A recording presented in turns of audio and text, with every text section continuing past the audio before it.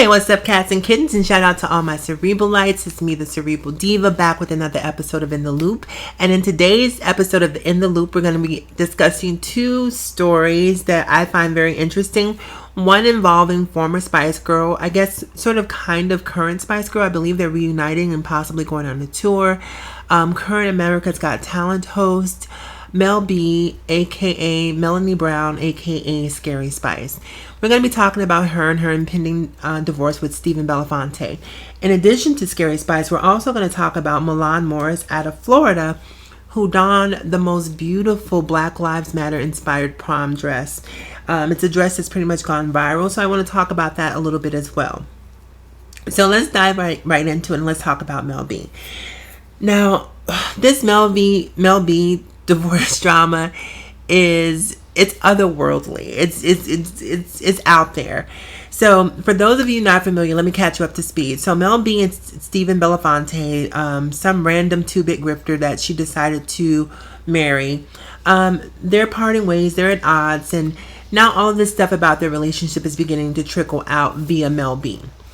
Mel B is alleging that he forced her into three-way sex with the nanny, that he recorded said behavior, that he's threatening to release the video of their sexual acts, and that he also impregnated and paid for a divorce from the nanny. So, for an abortion, excuse me. So there's a lot going on here in this particular household. Now, Mel B is also alleging that they had an agreement that they would participate in sex or group sex activities, but only if they were done in tandem. However, Steven decided he didn't have time to wait and, was doing his thing independent of Mel B. And that's what she's upset about, which is sort of a reason for me to give her a side eye. I mean, whatever. That's a whole other video. So now the two of them are at odds. And this is what I want to say to women. Listen, it is 2017, ladies. Women are bosses. Women are running companies. Women are running households. We've been running households. And we have to stop thinking so emotionally. We have to stop being these passive, amiable beings who feel like it's our duty and obligation to please men and do as men say. Now, I am a card-carrying feminist. I make absolutely no apologies for that. I just get so upset when I see these women on video doing, God knows what sexual act. For what? I can't tell you the number of times men have proposed to me that I have sex with them on camera. And I'm going to tell you, listen, first of all, I'm not doing it. But let's hypothetically say I decided to do it. If I do it, if you want me to do some porn star shit, you need to give me some porn star money.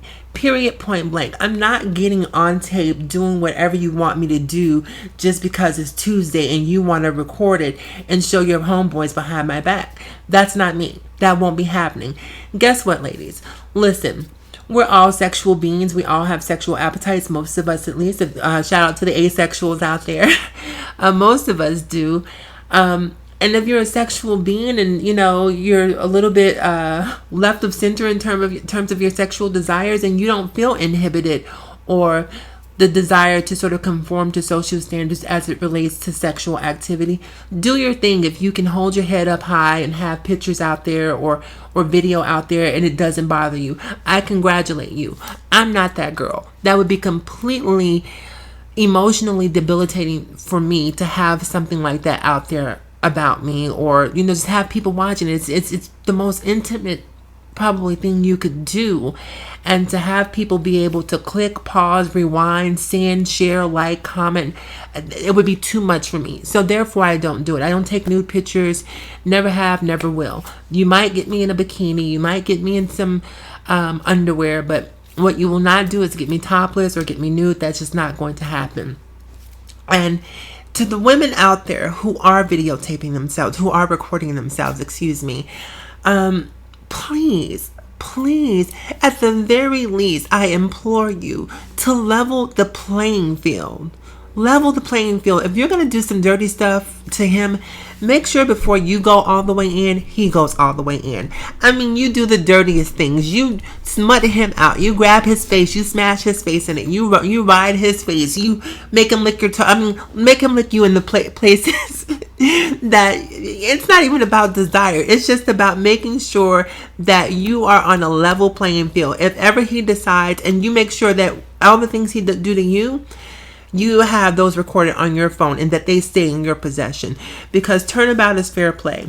Don't ever get caught on the short end of the stick. Like, if you're gonna have stuff out there like that, at least be smart enough to do yourself a service by making sure that you have the cards in your favor, so to speak.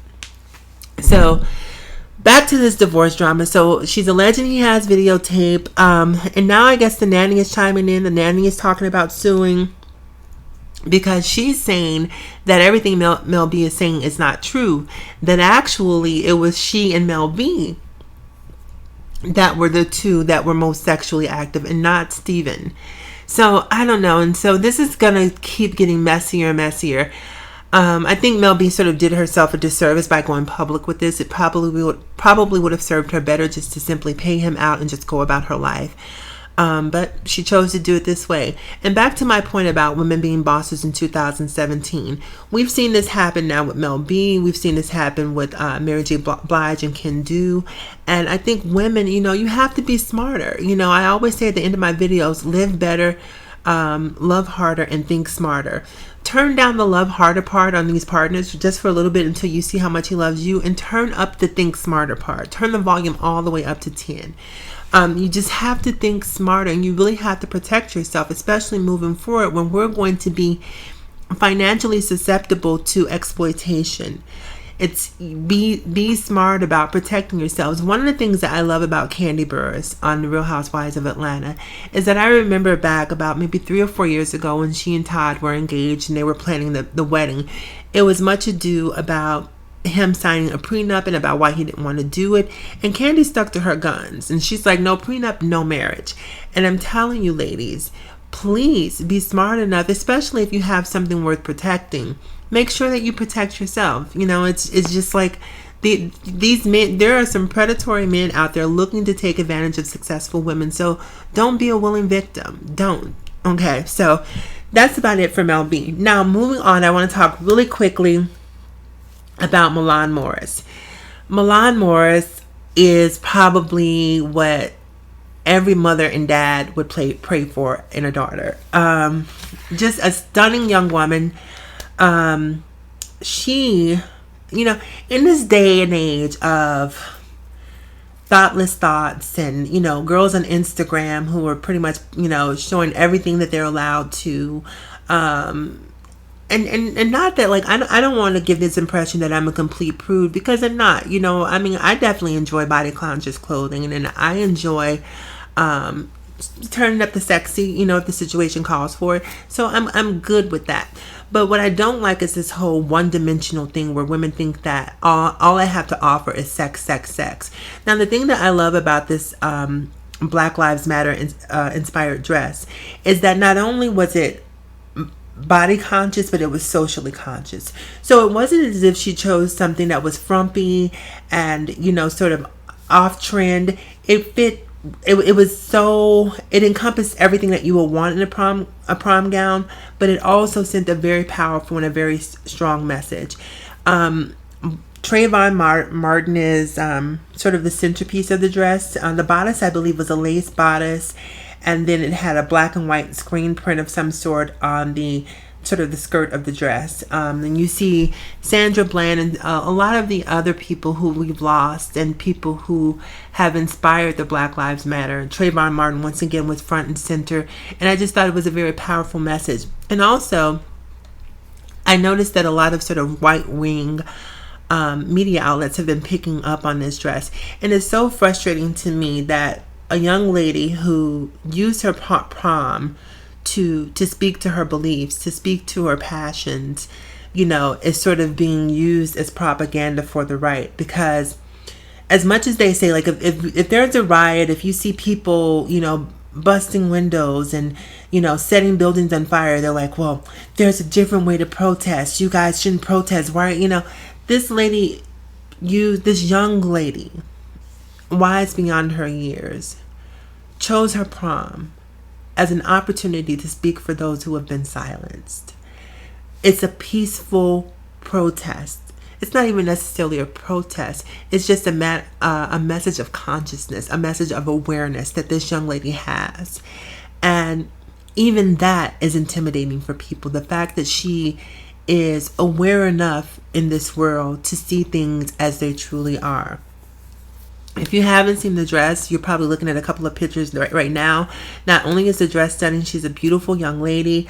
I believe she's going to be going to Boston College in the fall. I believe she plays basketball, if I'm not mistaken. The dress was designed by Terrence Torrance, I believe, and he said it took approximately 4 days to make. I just love this story. Just one of those things that just really made me proud, and I hope her parents, her mom and her dad, are both proud of the young woman that they've created, because most girls are trying to figure out how they can show up to prom and wear less clothing, or how they can be flashier. And this young girl thought of a way to really sort of up the ante about what it means to go to prom, and I'm inspired by it. So anyhow, you guys, that's pretty much it for this video. Remember to like, comment, subscribe, dislike if you don't agree. That's fine too. Doesn't make me any never mind. Follow me across all social media platforms: Facebook, Instagram, Twitter, Snapchat. I'm Cerebral Diva on all platforms, spelled just as it's spoken. No spaces, no underscores, none of that good stuff. If you can spell, you can find me. And also remember, in closing, live better, love harder, think smarter. I will talk to you guys again soon. Have a fantastic day.